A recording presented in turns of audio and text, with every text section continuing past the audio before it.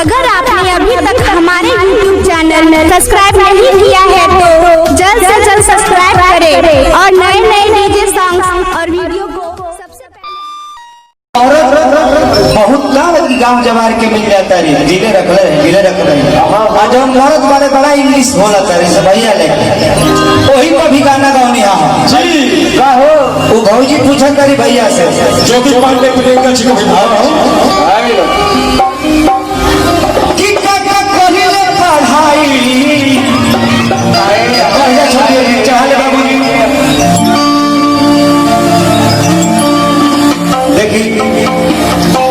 औरतिया राजा जी से कहती राजा आप लोग आइए उसे ना पूरे टीम की ओर से भाई का स्वागत और दुल्हन जी का स्वागत अभिनंदन है भैया भाजी अब हो बोले बड़े गीत भाई अरे राजा जी कि कुछ छोड़ के सुनाई राजा जी मीठी मीठी बोलिया और पसंद पड़ता मीठी मीठी बोलिया पसंद पड़ता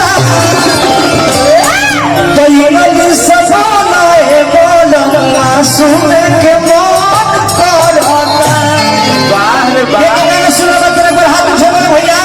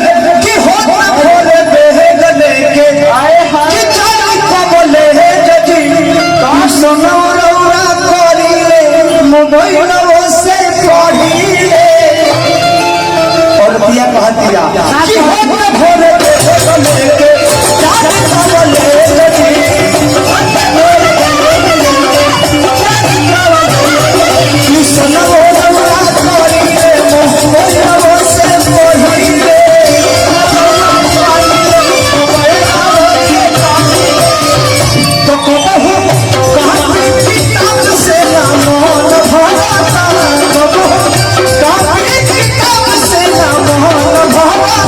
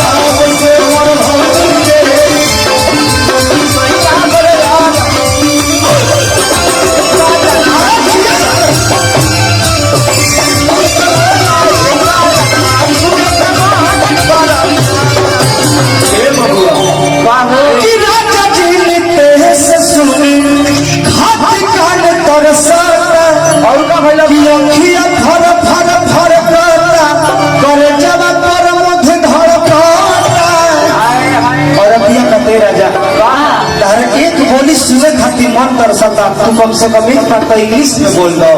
का मतलब कि राजा जी ने कैसे सुने खाना तरसता, ये पिया फर फर फर करता हो, गए गला पर मथे फर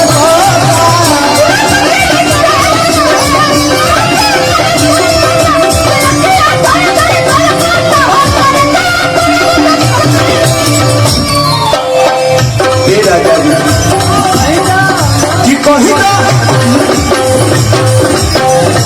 कही दो प्यार से तुम भी हो, कही दो प्यार से तुम भी हो।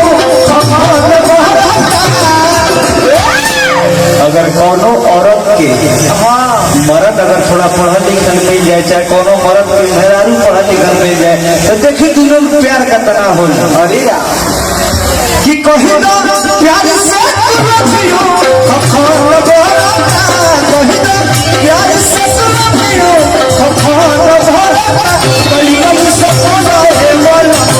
सुन के